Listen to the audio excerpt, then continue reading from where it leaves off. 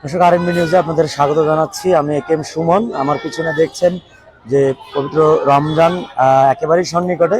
এই রমজান উপলক্ষে বাংলাদেশ সরকারের পক্ষ থেকে একেবারে কম দামে ভোগ্যপণ্য বিতরণের যে কার্যক্রম সেটি শুরু করেছে আবারও টিসিবি, এবং 20 দিন ব্যাপী এই কার্যক্রম চলবে। পিছনে দেখছেন যে এটি প্রেস ক্লাব এলাকায় এই যে ট্রাক সেলের যে পণ্য সেটির জন্য কিন্তু সাধারণ মানুষজন এসেছেন। তারা মূলত এখানে সকাল থেকে এসে সারিবদ্ধ হয়ে আছেন এবং তারা পণ্য নেবার কিন্তু চেষ্টা করছেন। এই দেখছেন যে সিরিয়াল ধরে মানুষজন আসছে এবং নিচ্ছে। আমি এখানকার যিনি দায়িত্বে রয়েছে তার সঙ্গে কিছুক্ষণ আগে কথা বলেছি। তারা আজকে এই ট্রাক সেল থেকে মোট 400 মানুষকে মূলত ট্রাক সেলের যে পণ্য সেটি তারা দিবেন, এবং এই 400 মানুষ এখান থেকে মূলত ট্রাক সেলের মাধ্যমে যে পণ্য সেটি তারা পাচ্ছেন।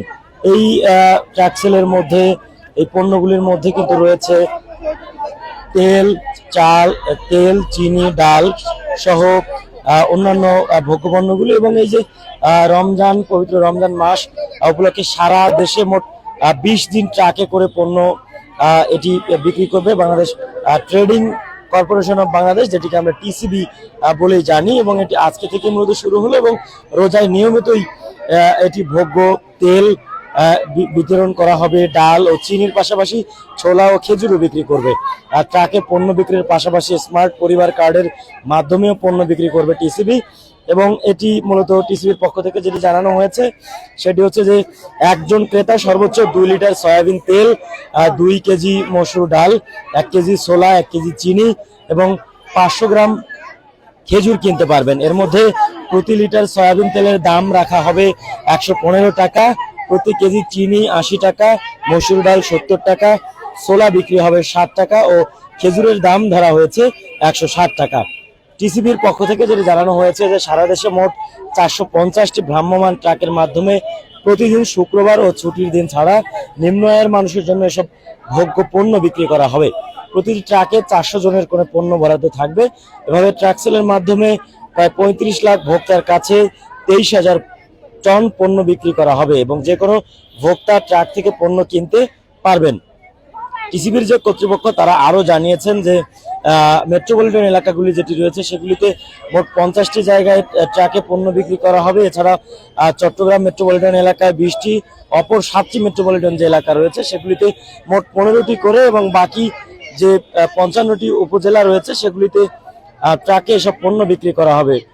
সংবাদ বিজ্ঞপ্তিতে এছাড়াও যেটি জানিয়েছেন যে সারা দেশে এখন পর্যন্ত 66 লাখ স্মার্ট পরিবার কার্ড যে সক্রিয় রয়েছে, তারাও রোজার মাসে নির্দিষ্ট সরবরাহকারীদের কাছ থেকে টিসিবির পণ্য কিনতে পারবেন।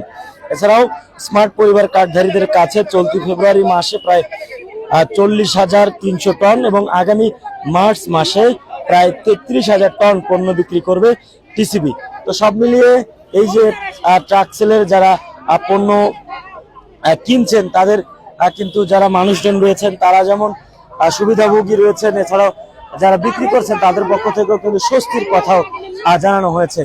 এখানে অনেক মানুষজনই এসেছেন এবং ট্রাক সেলের যে পণ্য সেটি তারা কিনছেন। তো আসলে সাধারণ মানুষ যারা রয়েছেন তারা সরকারের প্রতি যেমন আস্থার কথা এবং নিশ্চয়তার কথা জানিয়েছেন, তেমন যারা বিক্রি করছেন তারা বলছেন যে এই পণ্যের বিক্রির ক্ষেত্রে যদি এটি 400-র পরিবর্তে আরো যদি বাড়িয়ে দেওয়া যায় তাহলে আরো তাদের পক্ষ থেকে এটি আরামদায়ক হবে বলে তারা জানিয়েছেন। তো সব মিলিয়ে যারা মানুষজন কিনতে আসছেন তারা বলছেন যে সরকারের পক্ষ থেকে যদি এটি আরো বৃদ্ধি করা হয় তাহলে আরো নিম্ন আয়ের মানুষ যারা রয়েছেন তারাও এই সুবিধা ভোগ করবেন বলে তারা আমাদের কাছে জানিয়েছেন। তো এখন পর্যন্ত এই যে মানুষদের কাছে বিক্রির যে সবশেষ তথ্য এই ছিল আমার কাছে।